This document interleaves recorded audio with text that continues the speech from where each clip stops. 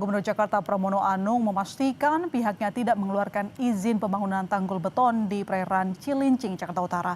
Izin pembangunan tanggul beton merupakan kewenangan Kementerian Kelautan dan Perikanan yang diberikan kepada PT Karya Cipta Nusantara.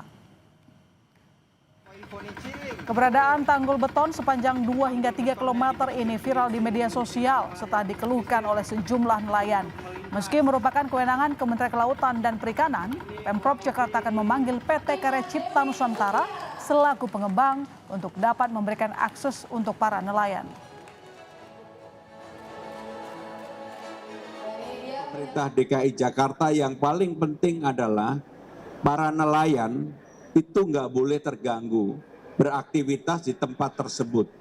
Sehingga dengan demikian saya sudah minta kepada dinas terkait untuk segera mengundang perusahaan tersebut dan memberikan jaminan bahwa PT Karya Cipta Nusantara harus memberikan akses kepada para nelayan yang beraktivitas di tempat tersebut.